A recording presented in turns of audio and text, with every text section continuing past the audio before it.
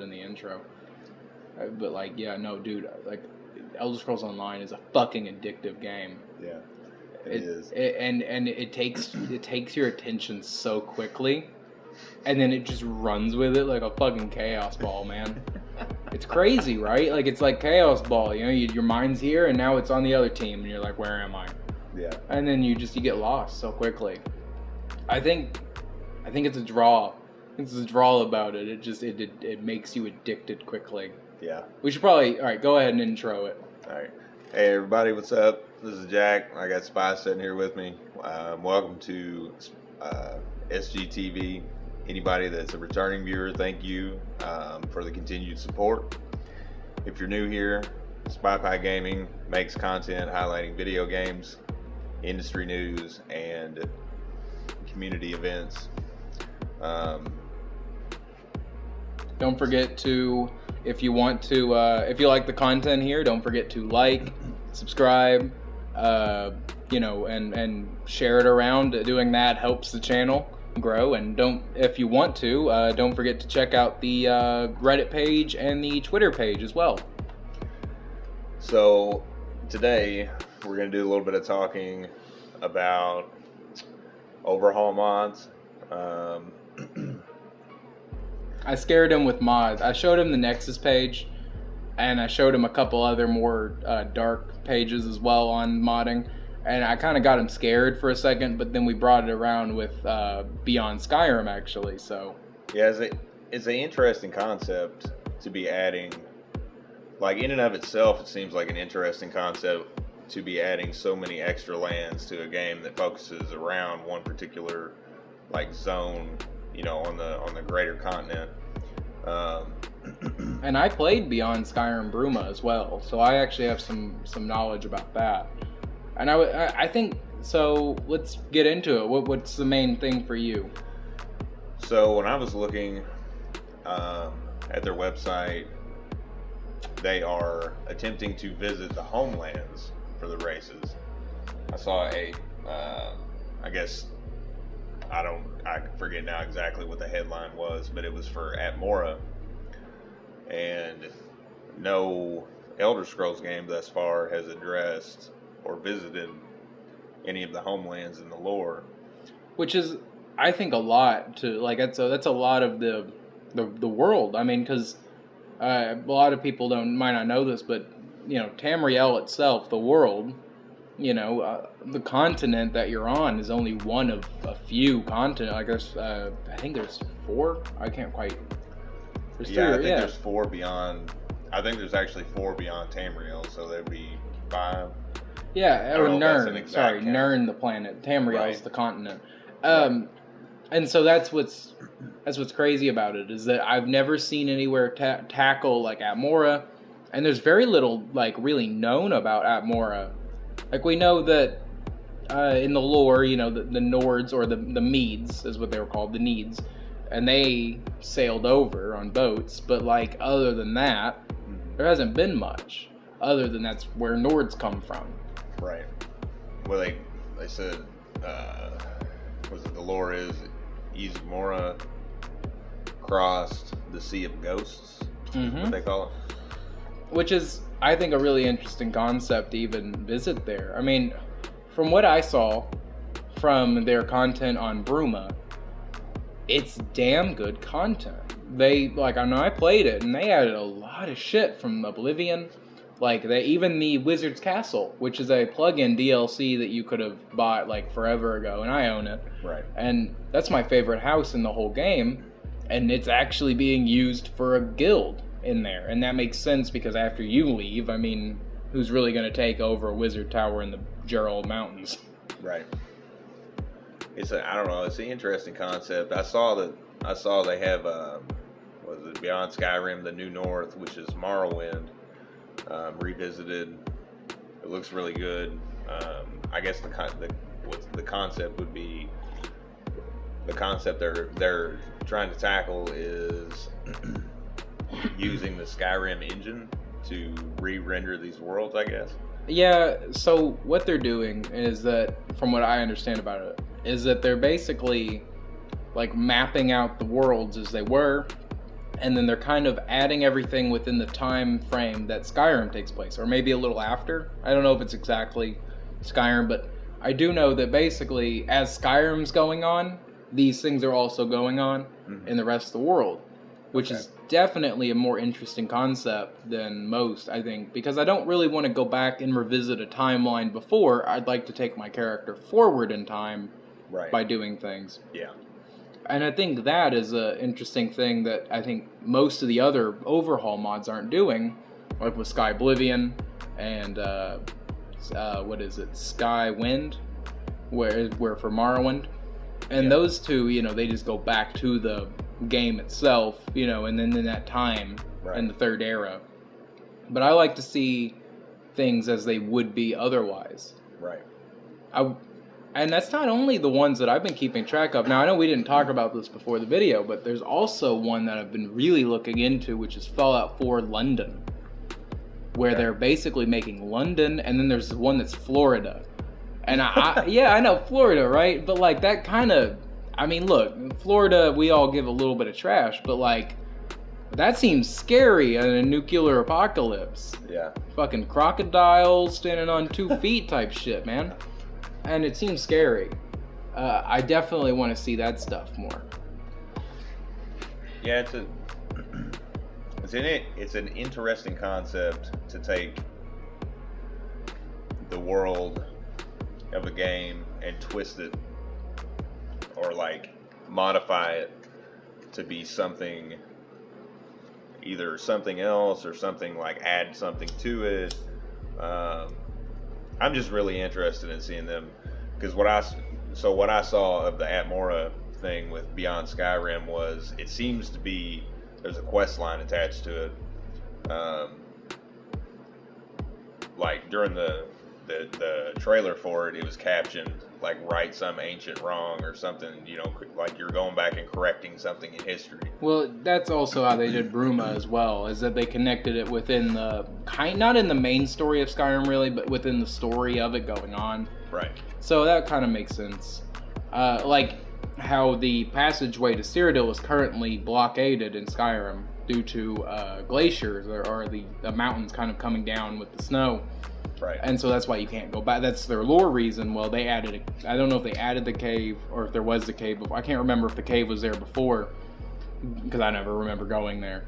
But I know there's a cave there that you have to go into and around to get into there, because that's how you would get in if the path is blocked. Right, right. I would also, you know, I think when it comes to these overhaul mods, so we should probably talk about your background with modding, which is zero. And so, all right, everyone, Jack here is a console guy, and there's nothing wrong with console people. I'm not going to say that, but he's a little reluctant to try modding, just in general. And I can understand why, because I've shown him some pretty crazy mods. But, you know, Jack, like, would you ever download these kind of mods, like the big overhaul mods? I think it would be interesting to see worlds or parts of the world visited. And I think it would be interesting to see, like, okay, so you play ESO. ESO has all the stuff going on seemingly at the same time, but it's really not. Like, they're in different timelines. Yeah, they're a different timeline. Even though it's the same timeline, it's going forward, but it's through multiple zones. So some zones are forward in time, some are back a little bit. Right. That's why the main quest line technically is still going on. You got the dolmens active, but it's not, because you already, by the time of where we're at now, it's not. Right. It's like they give you an explanation for why, like, the dark anchors are active and, you know, all that stuff. It's, the explanation is you have a timeline that's fragmented that you're playing through with your character. Which is part of the Dragon Break thing that they employ constantly within the lore. Right. It's so, I just think it would be interesting to see, like, kind of like what you were talking about, a contiguous timeline where you're excuse me, where you're going to visit a zone. You know, if you've played the other games, a zone you've been in, or an area of the world that you've been in before, but it's not the way that it was in the game when you played it. Right. I think the thing that really gets me about it is that, Elder Scrolls Online's map is almost full now. I mean, really, they're looking at almost a complete game done. Yeah. And I wonder where they would go forward with that. I mean, that's kind of the end goal of this whole, mod, right? Mm-hmm. So when Elder Scrolls does finally fill out the full map, where's next for them? Well, I would say probably Atmora and other places like that as well.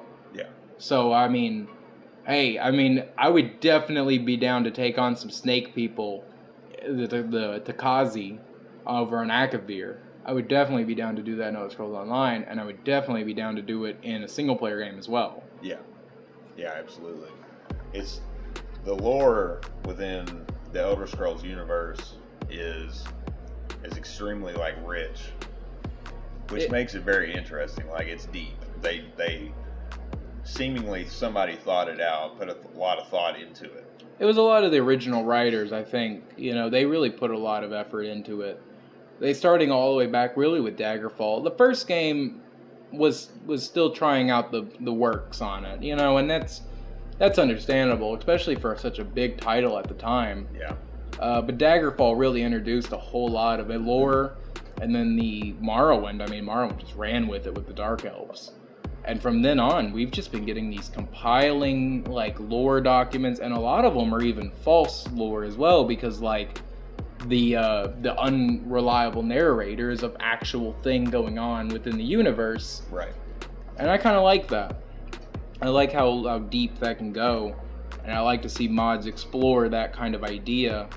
I know that if if Bethesda ever made a game in Atmora, it would be completely different. Yeah. They would not use the same map, they wouldn't use the same anything. They'd probably make a whole different experience.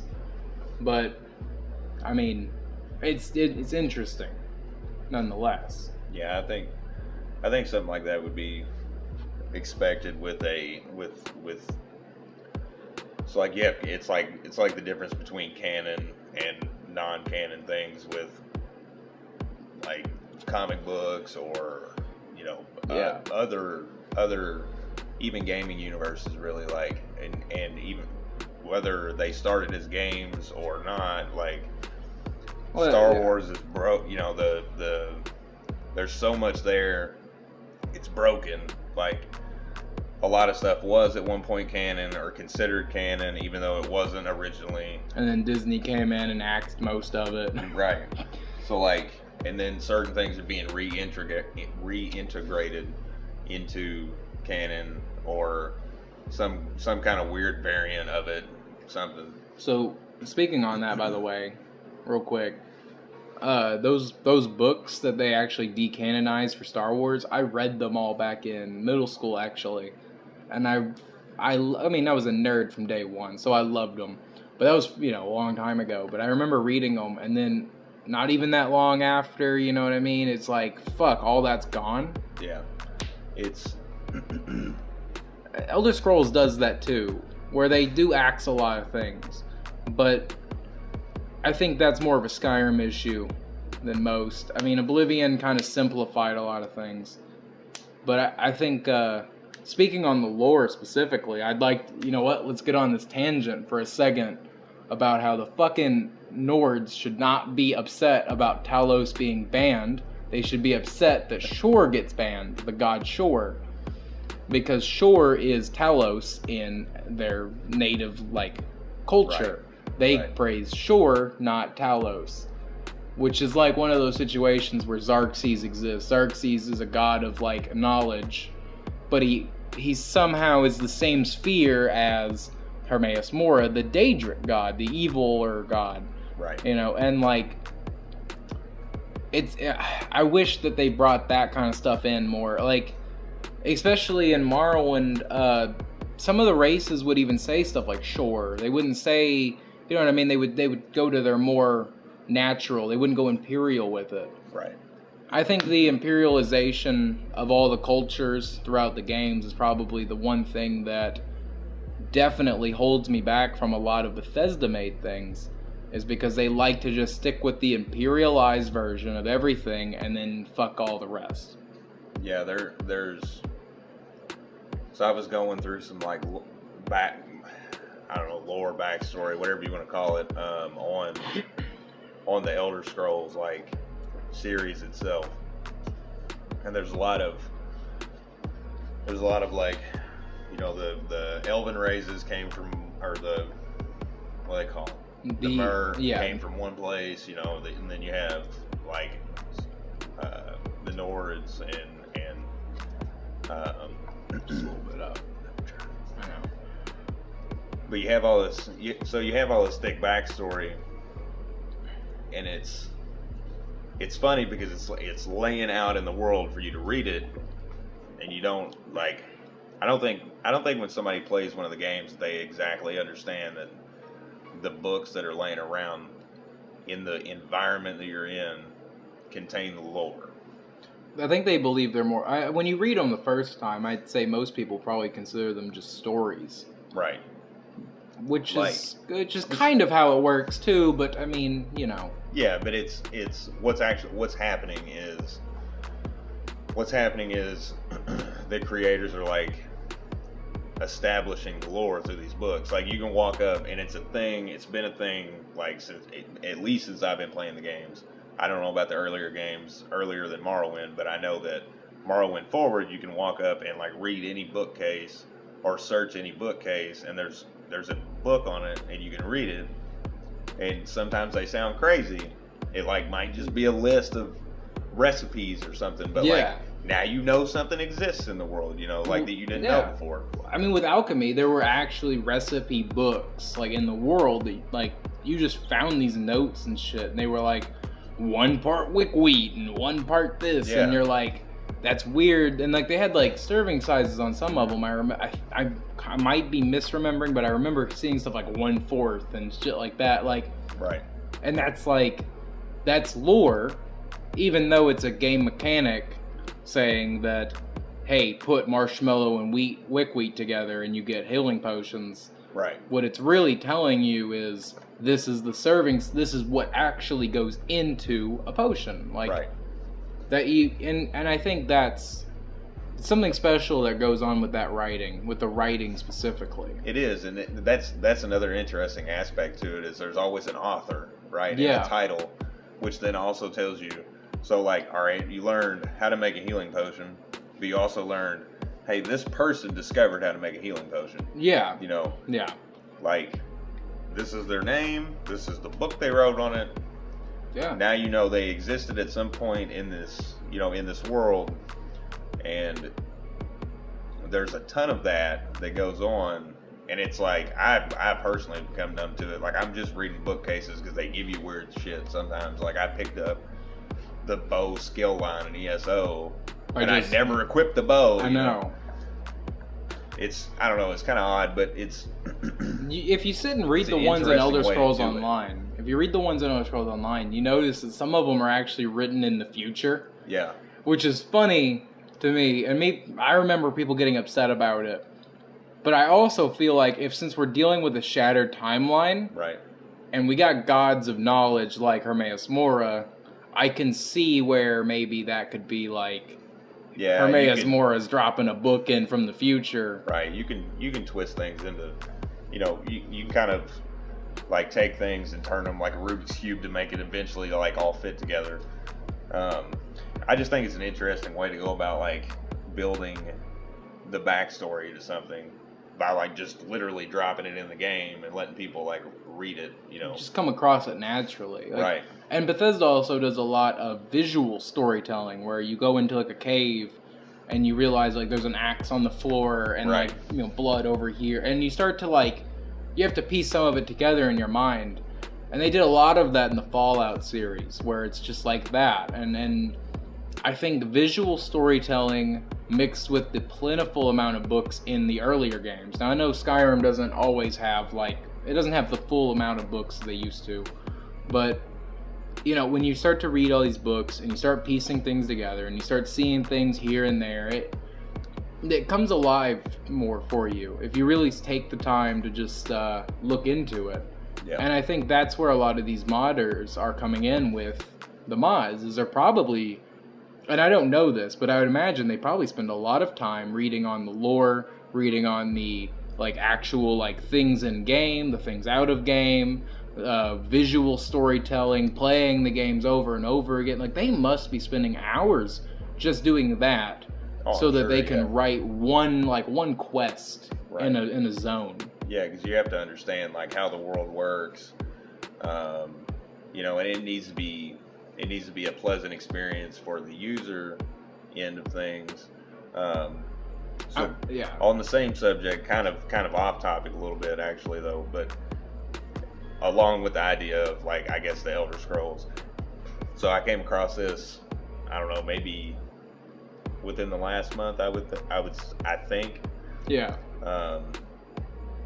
I forget who it was now, but I came across a video or like a podcast or something where people were playing a tabletop variant of the Elder Scrolls. Yeah, they have. Which I thought was interesting. They have one of those, by the way. They have one of those like D&D campaign things. Yeah. And I've never actually bought one of them, but like I've seen them on like store shelves where they have the they're like basically they have these little miniatures in there. It seems more Warhammery than it does than it does D&D. I think that's just the miniatures talking. Probably, yeah. Yeah, I don't know how it plays exactly, but I know they have like singular campaigns and stuff with them, and I think that's pretty awesome. Like, you know, just as an idea. I tell you though, the one thing I actually really want, and this is because we were also looking at some stuff about the Elder Scrolls 6 coming out. Right. And this has kind of just been a general discussion here. But, like, I would like to see, and this is a strange one, but I'd like to see co-op be brought in. And I know that seems, like, weird for a single-player game, but I'd like to see something like that in the Elder Scrolls. Just not to the extent of, like, you know, Fallout 76, where it's, like, a whole, like, it's basically an MMO. Right. Which I really think if they wanted Fallout 76 to succeed, they probably should have just taken the exact engine from ESO and then just fitted it. I think that would have been a better Fallout MMO. Yeah. But like, coming down to it, you know, I would really like to just see like 3 people lobbies for like the next one. And I think that makes sense in a way if you read like the spell abilities, like a healing cleric with your buddy who's running around with a giant sword and shield.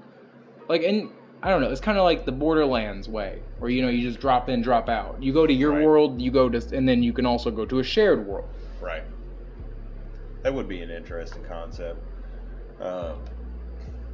Most games like that are built, their mechanics are built around stuff like that, or not mechanics, but like the way that the game plays is sort of built around the design or the idea that used to, because once upon a time that was a thing. That was the whole point of, like, you know, you had your main character and your supporting characters, and you traveled and you had a party. Kind of like Dragon Age when that came out, where you have, you know, you have your main guy and then everyone else around you is also like their own main character, but they have their different unique skills and you build them in certain ways. And so I think it feels like it's something that has never really been shaken off in RPGs, which I don't think it should be.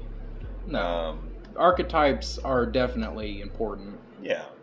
And your character can't be everything. Like we've kind of talked about that a little bit before whenever we were discussing Skyrim, like whether or not it's the best game in the series and all that. But if you want to check that out, it's on the channel as well. It's our first one, right? Our first. Yeah, I think it was one of the first couple. It's a thing. Like your character can't be everything. Like your character can be you can have a damage dealing character that's packing around healing potions or whatever, but they're not really healing. Like no. You're gonna run out. You're probably gonna run out when you don't need to and die.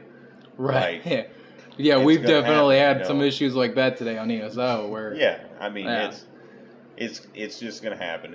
I think it makes for more rich, like gameplay, more rich storytelling. I just don't think it's something they should get away from. So it'd be an interesting concept to see it in an Elder Scrolls game. I know it's kind of in there in a way in ESO, but it's not really. Well, it's a shared world. Right. I kind of want. I think, and I know it's not going to happen. Like, I know Elder Scrolls 6 isn't going to have a co-op mode. They've already, I'm pretty sure I heard something about them already saying it's not going to happen, right?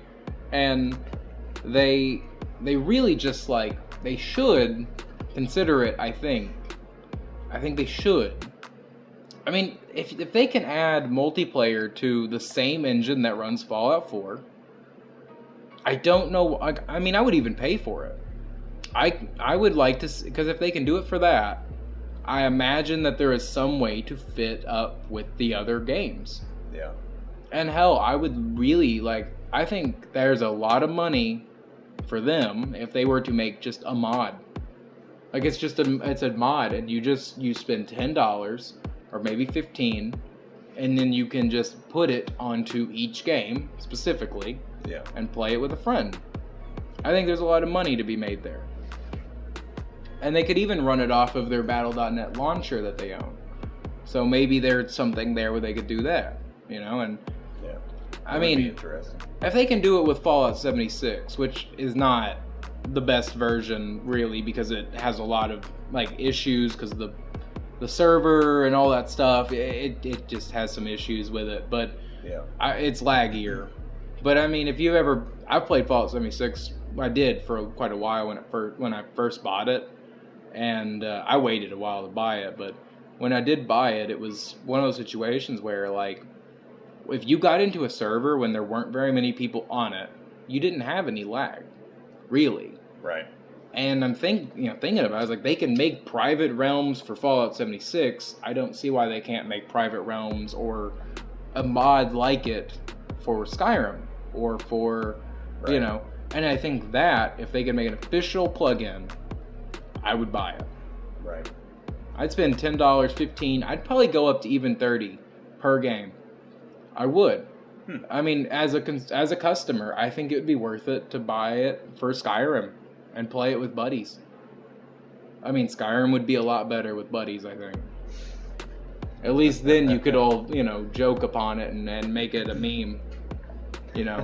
Like, guys, look, I got the Dawnbreaker. And then your buddy's like, I have it too. And it's like, man, we're all just Dawnbreaker guys. What's your build? And they're like, I'm everything. And I'm like, I'm everything too.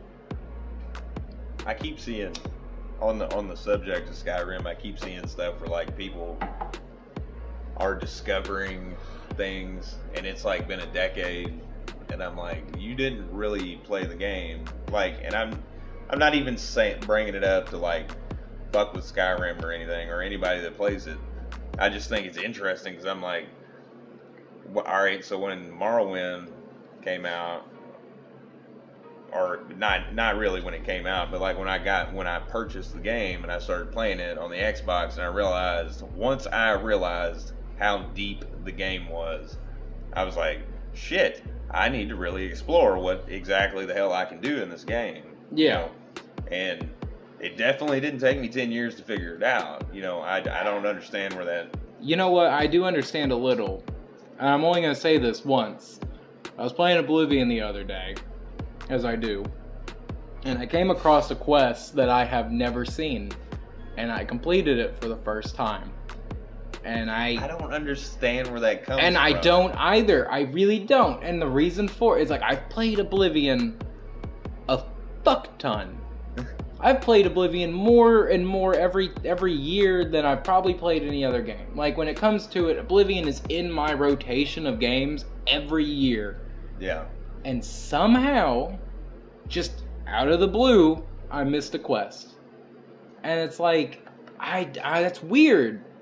Because I know that I've done most things in the game. Like, on my character that was shown in the video with the the Nocturnal video. That character has done, and I've looked at it recently. That shook me a little bit. And he's done all but like 5 quests left in the game. And I really thought that I had beat the game with the character, because I can't remember the number off the top of my head right now, but I looked at the number, And and then you compare it to like the wiki, and you Yeah. see that there are this many quests in the game, and then there are this many done. Yeah. And I'm like, there are 5 quests in this game on this one character that I have not done, and I don't know where they are. I don't just, maybe it's generational difference or something. I don't know. Like, when I would play a game, I would sit down and I would, like, when I would figure out how deep the game was and how like much stuff was in it. Like, I remember Final Fantasy Tactics coming out, and when it came out, it was like, it was ridiculous. It was ridiculous because it took so many hours to complete, like 100% complete everything in the game. Yeah. In comparison to what was out at the time. And so, like, when games like Morrowind and other, like, Knights of the Old Republic and stuff like that was kind of, when they came out, I'm like, all right, see, like, I'm gonna play the game, test the water, see how deep it is. That's why I didn't believe that I completed Fable. Yeah. Like, fully completed Fable in one playthrough. I didn't believe that. It's funny is that I've downloaded Fable and I'm considering playing it again. Yeah. For no other reason than, like, I just want to remember, because I played it again recently. Mm-hmm. And I really it is fucking short. It is. It's a really good game for like 30 hours. And you don't even get 30 hours though. Probably not. Like, my most recent playthrough only took me 15, and I got everything done. Yeah, that's why I didn't believe, that I completed it fully. But like that's what I always did with games is, like, I would play it through and I'd be like, all right, so the first playthrough's not even really real, right? No. You're just kind of like figuring the game out. When you're first playing a game, you're just there to fuck around. Yeah, because you don't know what's going on yet. Not unless it's like, now if it's a series that you've been following, like, if I sit down to play a Final Fantasy game, I know they're all disjointed from one another. I already understand that, but there's like common concepts that come along in every game, right? Like, there's reoccurring concepts. So, like, when you sit down to play a new one, it's not like, it is new and it's not new. Like, you know what to expect, right? So whenever, like, I'll go back to Morrowind again. When I played Morrowind through the first time, I was like, I might have completed like 40% of the game or something like that. Like, maybe. And in your first playthrough, you never really get everything done. No, and that's fine. Like, it gives you a reason to play the game again. Well, I mean, but like 10 years later, I don't understand that. I don't know where that comes from. I don't know if, like, I'm like, all right, so you blew through the game, and then every time after that, you also blew through the game. You're still not finding stuff, or you still are finding stuff. You're not finding everything in the game, so you're not really playing it like you're putting it on your TV screen and looking at it. I don't understand. I think what it is, I think what it comes from is the very, like, how large the world is, in combination with how quests are generated in the Elder Scrolls. All right. So I could probably bite on the last part of that. Because a lot of very large games. Yeah. Games that have very large worlds in them. I think, and you also got to consider that a lot of Elder Scrolls games, you might never see a quest because it's bugged. Yeah, it could be bugged. I mean, that's also part of it. And you didn't talk to the right NPC or say the right thing to them. Or maybe it was not even the right time. Like, there's enough things in the game. I could see where maybe... But these aren't, like, these things that they're finding are not quests. They're, like, functions that the game does, or, like, things that you can do in the game. Like, somebody here recently discovered that you could eat corpses in Skyrim, and I'm really? Like, yeah. Someone just found that out? So, I'm like, how did you play... Like, that's one of the rings, man. For, like 10 years and not know that. Right, you do... Something had... Like, you walk next to a corpse at some point. With the ring on. Like, because you get the ring... It must have been someone, because there's a ring that lets you do it. Right. So, like, you must have just never gotten the Daedric ring for a Daedric quest, meaning that, I mean, even if you look at your achievements, you would notice that you're missing a ring. Right. Because it'll say that you didn't do the Oblivion Walker achievement. Right. So, like, you're missing a ring. I think it's the ring of Nirmira in the Dibella Chapel. I know that's where it starts. In Markarth, or Morthal, one of the two. And you're doing it, right? Because it's been a while since I played Skyrim. I can't remember Markarth I think it's Markarth. Anyway, you do it. You get the ring, and you eat corpses. Maybe they did the good ending for it and they didn't get the ring. Maybe. But, like, I don't know why you would do the good ending every time if you've been playing for 10 years. I mean, you've been playing for 10 years, you gotta at least have one evil playthrough. Right. That's what I'm getting at, really, is you didn't, like, Yeah. I'm really not bringing it up to being salty. I'm just trying to wrap my mind around it. Yeah, it's weird. I will play a game through like this, was it nice? It's Knights of the Old Republic, I think, where you have the light and the good. Yeah. So like, I had like 3 distinctive playthroughs, and then like weird ones where like I would borderline between like neutral and good or neutral and evil, and you know it'd be like, or like the dark sides of those were freaking bad. They were bad. Like killing people to like jump off a cliff because they were slightly aggressive. Yeah, or like murdering people's families. Like, it was, that stuff got dark. It adds a depth to the game that most games don't have. Well, Star Wars is a very thematic universe. Like, everything is like a theatrical event. Yeah. And everyone's related. Yeah. But I mean, so I looked it up, by the way, while we've been talking. And Fable 2004 version. Yeah. The main story on the How Long to Beat website is 12 and a half hours. That's not even a game. The main plus extras, meaning the DLC, the lost chapters. Yeah. That is only 20 hours. That's not a game, and but it feels like one. And if you completion it, it's like, I mean, like everything, that's 32 hours. But I did it, and I got every chest, and I know I got every chest. And I know I did, because I did a good playthrough, because every time I played Fable, I did evil. Yeah. I mean, the demon horns are too cool to pass up, typically. Yeah. But I liked playing a good playthrough for the first time ever in Fable. It was kind of funny. But either way you look at it, all play styles at the end here, it says 17 and a half hours. That's not even a full experience. It's not. But like, that game was so good that it was. That's why, like, I don't know, it's interesting. But I don't know if you've seen... I don't know how deep off you've been in, like, what is it, the Assassin's Creed games. But 2 and Brotherhood were my favorites. So the what is it? I don't know if it's the one that's getting ready to be released or if it's the most recent release. I've kind of, like, I played the earlier ones, and I haven't played the more recent ones. They become the same thing after a while. Well, they're getting exponentially longer. Like, yes. One was like 30 hours, and now they're up to, like, I don't know. I don't want to, give a bunch of false numbers or whatever, but they're way different in amount of time to play through the game and completion it. Well, I played the one that took place in Egypt. I can't remember the name of it. Origins. Yeah. Yeah, I played that one on my Xbox when I had my Xbox, and I don't know why I bought it for Xbox. I just bought it for it. I think I saw it on sale at GameStop. Anyway, I played it, right?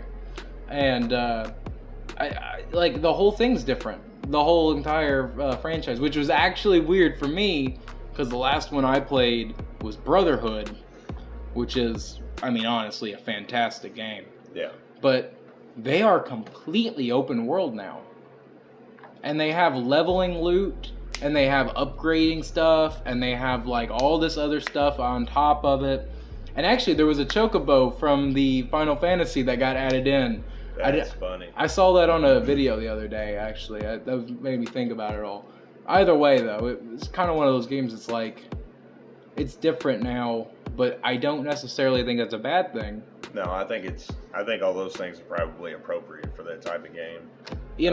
Out of all the games that I've seen, I actually, really quickly, might as well just talk about this. Have you seen the Middle-earth Lord of the Rings game that's coming out soon? I have not. I am waiting Elden for Ring. The series, though. So Elden Ring is the new Lord of the Rings game coming out, and we may have to talk about this next week or a couple weeks later. But the whole thing is that it's built off, like, it's made by the guys who made Dark Souls. Okay. And it's going to be pretty difficult. I mean, Dark Souls games are pretty hard, and I never liked them, but I beat Dark Souls 1, and then I just didn't enjoy it. Right. But I think that's just me. It's not my personal taste, but I am, I did get good enough to beat it. So I got good. Either way, though, I've played the first one, and then I didn't enjoy it, but I'm kind of interested in, and I might end up picking up the Lord of the Rings one. There's a game coming out, I'm buying it. Like if it's remotely sounds like it's good, I'm gonna get it. I mean, have you played Middle-earth: Shadow of Mordor? No. So I've played Shadow of Mordor, and that takes place around the time Sauron happens, and that game is good. And it's not Dark Souls-y. It's more like Batman games, where it's more combat like that. Yeah. But I've played it, and that's very Lord of the Rings-esque. And I mean, that whole franchise, and you deal with like elven ghosts and stuff. It's awesome. But when it comes to Lord of the Rings, I mean, I'm probably gonna buy anything. I want to see somebody address the first book. Yeah. So you had the Lord of the Rings is actually one book, right? Right. And it's the last book that was like completed. I'll say that because there's a lot of Tolkien works out there that they're not like official because they're not completed. Tolkien wrote a lot of things, there's though. A deep amount of background in like all the different races and all the different, it's like he went hobbits overboard. or hobbits because everybody else calls them hobbits. It's like they call themselves halflings. It's there's a whole there's probably I guarantee like every sword has a name. Every chest piece has a name. Every necklace has a name. All the elven stuff absolutely does. Every elven thing has a name. And then they're like, I remember when I watched the first movie, I as a kid, cried whenever I saw the elven ghosts walking through in in that scene, and I'm like, holy shit, that's death, and they're leaving this world because it's what's going on, and Lord of the Rings is one of those games, and I think, or one of those franchises, and I think that's where we're going with Fable, because Fable was very, almost Lord of the Ringsy. It felt very Lord of the Ringsy, I think, where it's all kind of just weird, crazy fun, but also Doom. Yeah. Yeah. It's so kind of like Majora's Mask almost. Yeah. Where it's there has to be something else going on, as well as a major plot, to really be in that same category-ish. But nothing really comes close to Lord of the Rings. I mean, let's be fair. No, they got a TV series that's supposed to be coming out. And I guess it's finally been confirmed. It's supposed to be released at the end of this year sometime. I think. If I remember correctly, I think it's supposed to be the end of this year or next year. Too long to wait for Lord of the Rings. We've been waiting for a long, long, long time, several years already. But on the upside, several seasons of this have already been planned out as a part of the project, I guess. And there's some weirdness with the Tolkien estate and what they can and can't cover and things like that. So because when they do anything like The Witcher, for example, which had the books. I'm about to get onto that for a second. And then you got the games, which is is an adaptation of the books, and then you had the show, which was awesome and was really funny because it confused a lot of people because of the timeline being weird, but it's how it is in the books. But it's an adaptation. But anyway, I say that to say this, there's some kind of, I don't know, I think the Tolkien estate is trying to make sure that the series doesn't go back and undo something. Well, yeah, they don't want to overdo or put something in a way that it couldn't have been in the world that was created. Well, right? you have to respect what he wrote. Yeah, I mean, he wrote, totally agree with and that. That's why I think that's such an important part of it. I really want to see somebody address the first book.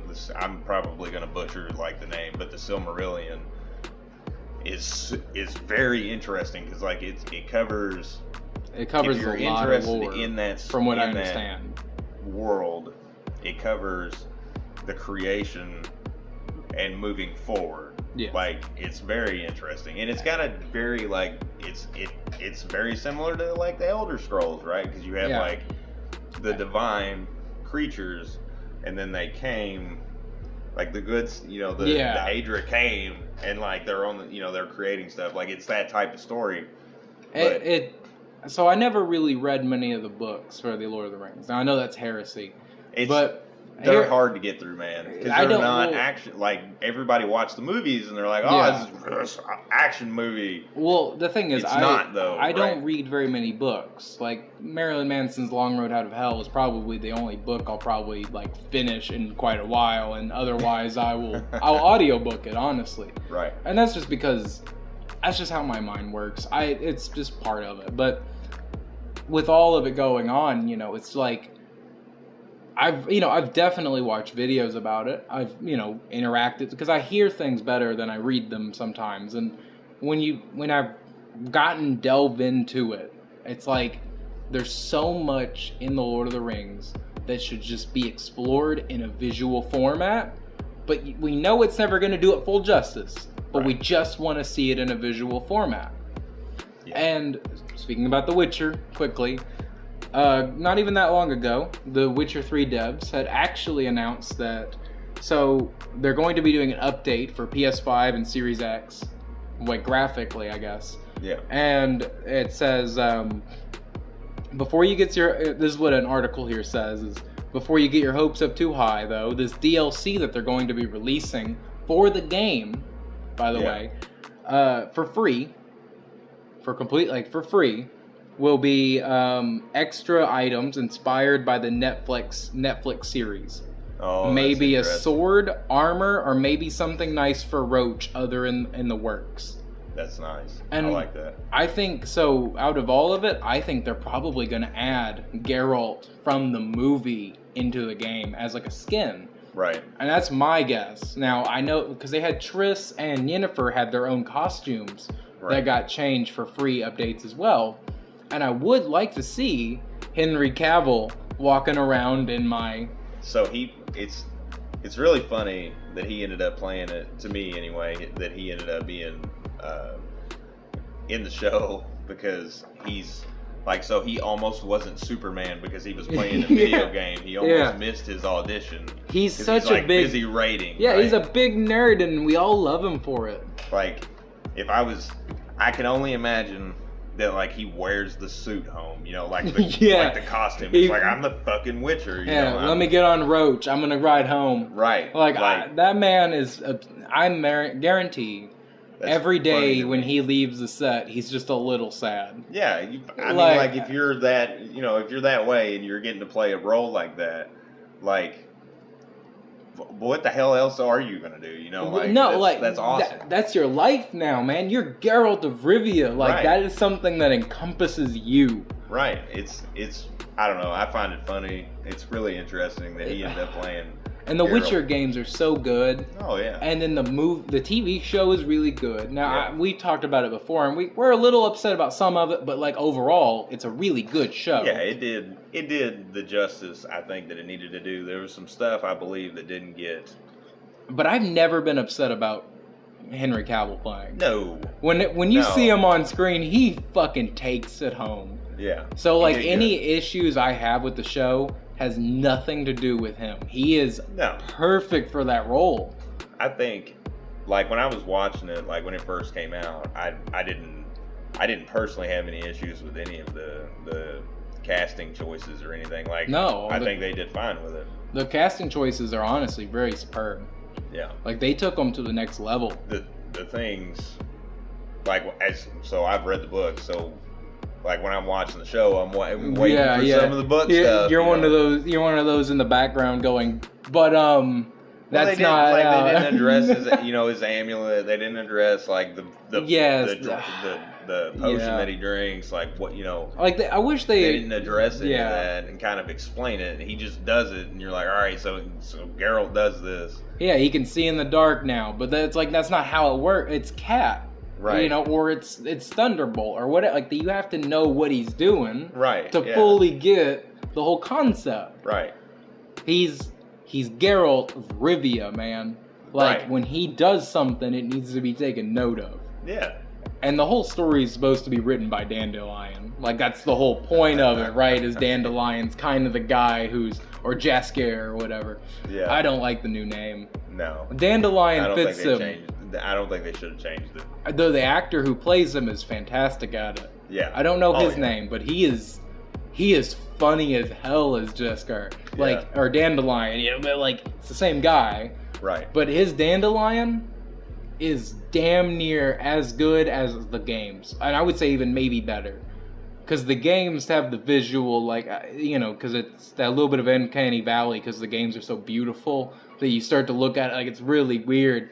But when it comes to it, Dandelion is one of the more important roles in the entire Witcher series. Oh yeah. To like get right, and they got the guy who did it just perfectly. Yeah. Like singing about dragons and shit. Like he's just singing all the time and dancing around and fucking, and it looks like he's not realizing the threat of what he's doing. Right. The whole time. And you could see it on his face. He doesn't know what he's doing, and he's gonna do it anyway. Yeah. Because if you're gonna mess with him about it, he's just gonna write a song. Yeah. It's funny. The whole the gin thing, that was funny. That whole like, you know, it's not supposed to be, probably, you know, I'm sure. No, it's funny. Like it's funny because he's silenced and he's choking on this like. Yeah. He's like trying to make a wish or whatever. He thinks he's the one with the wishes, but he can't talk. So yeah, he makes 2 wishes already. Yeah. And he kind of screws over the entire reason for the gin. Yeah. And he just came in out of nowhere. Like Geralt's doing something important. Yeah. And he's just like, "Hey, Geralt, oh buddy, let me talk to you about some real stupid shit," and then break the gin's casing. Like, oh my god, Geralt must be like an inch away from killing him at any moment. But he only kills monsters, so they did it. I don't know. It's a really interesting story because they found a really good balance in like neutrality of like a main character. Yeah. And then you have this silly guy that comes along, and I don't know. It just works. It works really well. And it almost makes me think of you ever play Blood Omen on the PlayStation 2? Yes. That's kind of the same kind of idea behind it, where it's a character who's like neutral. Right. He's not afraid. There's no fear in him. He knows his skill. He knows what he's doing. Right. And he's not like at all gonna be stopped. Right. But like, except for like with Blood Omen. Blood Omen has like, you know, he's more evil. Right. But it's almost like he's evil, but it's the same level of almost evil as Geralt is good. Right. Where he's not always good, but he just tips his hat here and there to help someone every now and again to just make the world a small, better place. Right. Like he's not there to save the world. Right. He's there to just make it slightly better while he gets coin. Right. And that's a good character. You gotta toss a coin to the Witcher, man. You have to, man. I think we're good, though. I think it's time to wrap up.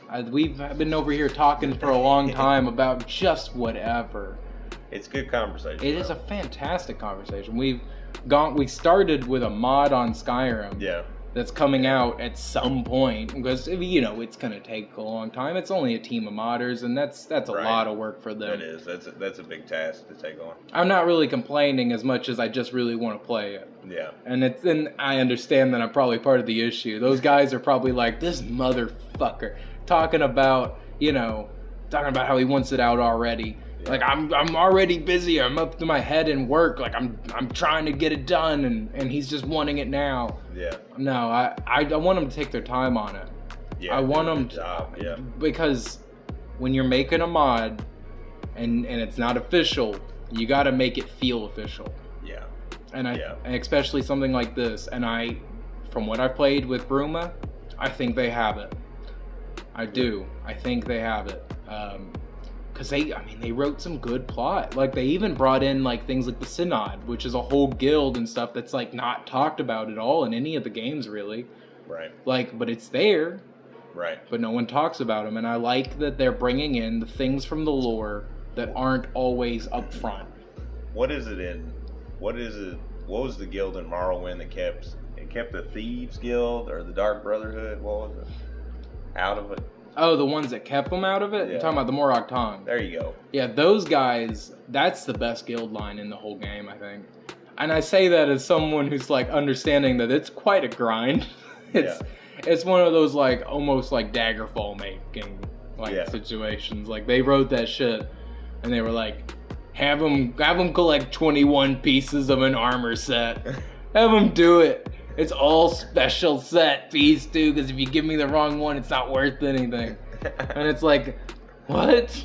Yeah. But, you know, like, that's how old games were. Yeah. Morag Tong, I want to see more of those guys. Yeah. I want to, you know, I think, and this is, all right, whole extra topic here. I know we said we're almost done, but fuck it. I want to see the Morag Tong in ESO. I think that should be the next guild.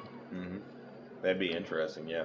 And I know that we already have Morrowind, and we already have, like, but I would like to see, for the next, like, Elder Scrolls game, or next expansion, they do a system-wide thing, where they add the Morag Tong in Morrowind regions. Yeah. And then, like, they add stuff like, what are they called? I can't remember the name of them, but every, like, faction, like, every race has their own sort of, like, type of group of people. Right? So, like, the companions would be for the Nords. Right. And I would like to see every race, like, everywhere in the world, maybe not get their own guild line. Right. But get their own, like, story arc to fill out the world within, like, around it. Like, the companions getting something, and the Morag Tong getting some more things. Now, I know there was Morag Tong stuff in Valmora, but I want to see, like, some of that stuff get fleshed out. Right. And I think maybe, if they really wanted to, they could add a skill line, and then talk about that, like, maybe a skill line for, like, each race, but it's the same passives, it's just the different guild name. Right. But then again, I also, like I told you the other day, I want to see Spellblade added. I want to see one-handed only, where it's not a shield in the other hand, it's not a dagger or another weapon in the other hand. It's just a one-handed skill line where you just fight with one weapon, and it's a single-handed weapon. And I would like to see. I was talking to you about it because I want to see them balance it with spell and weapon damage. So they basically would just half what you would get from, like, the mace skill line or whatever, and they would half it, and it would be half spell and half physical. That would be an interesting concept, yeah. Right, so, like, it existed, right? Right, so, like, for a sword would give you, like, sword gives you, you know, it gives you the weapon damage by, I think, 200. I'm just off my top of my head. 200. It's closer, right? Yeah. There, yeah. So you get 200 spell and weapon damage for a sword, like, now in the game. Right. But I would like to see them add something where it's like a sword gives you half as much weapon and half as much spell, but at the same time maybe gives you something for magic. Right. And then a mace might give you something for healing. And then, like, an axe might give you something for another type of magic or something. Basically, I would like to see a skill line that's more for the versatile builds, the ones that run both weapon or both stamina and magicka. Because there's not a weapon line for that yet. No, there's not. And I think the best, and I was thinking about this, right? And what I came to, because I told you about this the other day, and I came to a conclusion on it. And it actually came to me about the expansion Legion in World of Warcraft had an item, which was a sword and then a scepter in the other hand. Oh, yeah. And it was for the for the fire mages. Mm-hmm. And my idea that I thought about, what if for your heavy attack, you shoot something out, and for your light attack, you just swing with the sword. Right. So you hold, like, something in your left hand, and you hold a sword in your other, and it's a one-handed skill line, but the heavy attack shoots something. Right. Maybe it won't be as damaging on both, but it would definitely add something for the versatile builds. Yeah. I think that's what I would like to see the most out of a new Elder Scrolls game. And I think, you know, I think that's definitely a good idea. Yeah. For it all. That would be a good idea, I think, because I've seen so I've read and watched some stuff on like the balance builds. Like Yeah. you're talking about the where like, because like stamina builds put like nearly every attribute point into stamina, you know, and spellcasters like the same way with Magicka, but then you have like Templar builds that are like, they're mixed. yeah. It's extremely mixed. Like you have stamina heavy and Magicka heavy skills, But then you also so you have to like find a balance in between the points. Well, that's what like the same with the Warden currently, is that he's using some Magicka abilities just to utilize that type of thing. Right.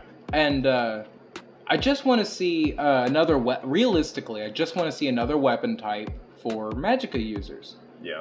I think that's really what it is, because I'm a little tired of using stabs all the time. I would like to see something a bit more unique added for the Magicka caster, something like a Spellblade. Yeah. And that way your Red Guard can actually be a spell slinger, like Right. as in the lore, and I think it would add a lot to it. Right. It's definitely one of those things that, you know, out of everything in the Elder Scrolls franchise, I think that is the big, like, out of the Elder Scrolls Online specifically. Right. I want to see a new weapon added, and I would like to see it be one-handed and do something with Magicka and stamina, so that there's something for the people who are wanting to be more versatile. Mm-hmm. And I think a one-handed makes more sense than anything else. Like, you could add sides or some shit, you know what I mean? But like, right. One-handed and maybe something in your hand, and I think that would be what it would be. Right. And maybe, you know, realistically, they could call it one-handed and spell. And in your offhand, you could equip different types like frost, fire, or shock. Right. That would be a unique concept. Yeah. Or they could even add some of the older spells from the game, like telekinesis or something, like a force spell or something like that. Right. Where, you know, you could eventually, you know, maybe make your way up. I don't know. Your bash attacks wouldn't cost freaking stamina that you don't have, you know. Right, and I mean, you know, maybe the guards and stuff like that could take both Magicka and stamina, but half of each. You know, something. I don't know. I'm not a game designer, but I definitely would like to see something done with the Magicka, the versatile builds. They deserve something different. Yeah, yeah, because otherwise, I mean, you're laying a concept on top of something that's like, you're laying a concept that's meant for something else on top of your own, you know, unique, like, which I guess is really what's happening with everything. But like, if you're going through the trouble of figuring out how to balance Magicka and stamina in the game and make it viable, like make a viable character, well, like, stamina, you should get something for that, I think. Stamina characters, like stamina characters in general, if you are a full stamina character, you don't use mana at all. No. But if you're a Magicka caster, you use stamina for sprinting, and that's about it. Yeah. So, or dodge rolling and break free. That's it. So, I think that adding something along the line that would add for just, you know, the few people who would like to see more versatility, you know, because I really, like, my Templar is more of a tank, but he's Magicka, which I don't like having to wield a staff whenever I'm doing jabs. It just doesn't feel right as a part of that character. That character doesn't seem like a character that would rock a staff. He seems like a guy who'd rock a warhammer. Right. Like, he is there to fuck shit up and cast spells. Right. And I feel like just giving him a staff just doesn't, it's a little bit disappointing. It is, yeah. Yeah, I fully understand that. It works mechanically, and I understand that, and I think that it is a good system already. I just think that there could be something added there to maybe balance that just a little bit for the people who don't want to have to swap back bars just so they can be versatile. Right. Like, maybe adding something there. I mean, yeah, I think you should have to swap to be more versatile. Right. But your first bar should be allowed to have some more versatility for the people who want it. Yeah. Yeah. And you can't build out. Like, it would make sense to do it in a way where, like, you build out friggin' 7 or 8 skill slots. Like, that's too much. I mean, for a good, like, finding a rotation, you know. I mean, just think about it, though. You have maybe, like, you know, your weapon, right? You have your sword in one hand, which has, like, a shock enchantment on it. And, like, your other hand, you have a frost spell.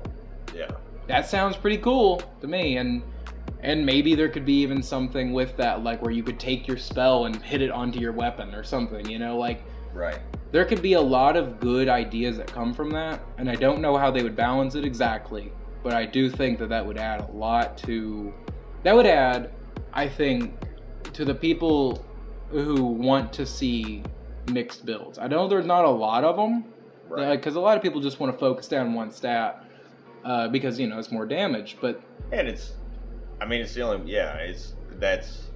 you're looking for an outcome, and it's really the only way you can get it, you know, is right. Putting all of your attention on one particular stat. But I mean, how many stamina abilities have you wanted to use on your Sork who's a tank?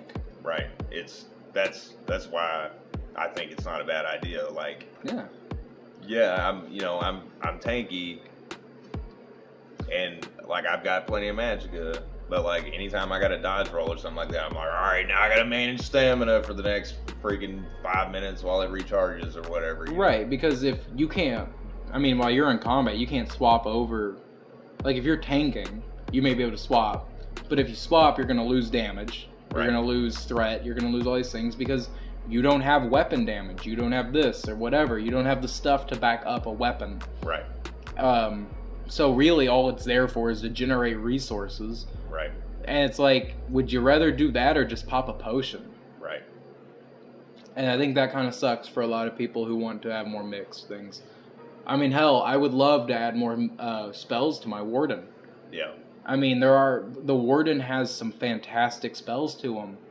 And, I'm a stamina build, though. So a lot of them are just not viable because they cost too much or they're too hard to, like, interweave with it. Right. Because, like, you know, you're trying to balance this thing, but all your weapon does is give you back stamina. So eventually you're just going to run dry and be unable to do anything. Right. Unless you swap to a staff, which just doesn't feel like that Warden would do. No.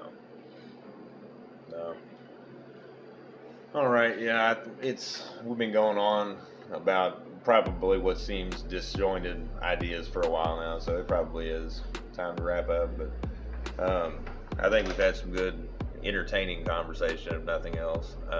We got a lot of things on our mind. Yeah. There's a lot of stuff out there to talk about, though. Like, there's a lot going on. I know that we've covered, you know, the Activision stuff here more recently, but, like, that's just one thing in a whole, like, world of stuff that's, you know, that's interesting and hasn't come out yet. You know, it's... The world of video gaming is so big that I feel like you can't ever just have a topic about one game and not let it trail eventually. Yeah, it feels impossible. Like, if you're into it, it's impossible. Like, it's all, I know there's, you know... Well, it's the same thing for people who watch TV. Yeah. You know, you recommend other TV shows to your friends who watch TV. Right. And, like, we're sitting here talking about Fable and Elder Scrolls Online at the same verse because... Well, those are games that stuck out to us the most. Right. In the moment in which we're in. Right. All right, everybody. Well, that is it for today's episode. If you liked it, please like and share. Subscribe to the channel. It helps the community that we're trying to build here grow.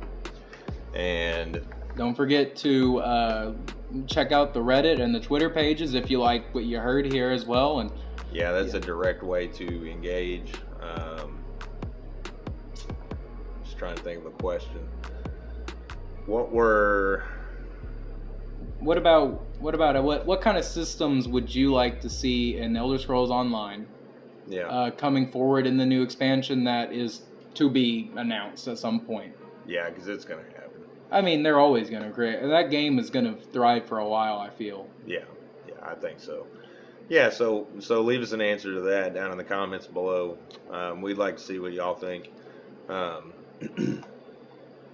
anyway, that's, I said this already, but that's going to be it for the video. And thank y'all for watching. Yeah. See ya.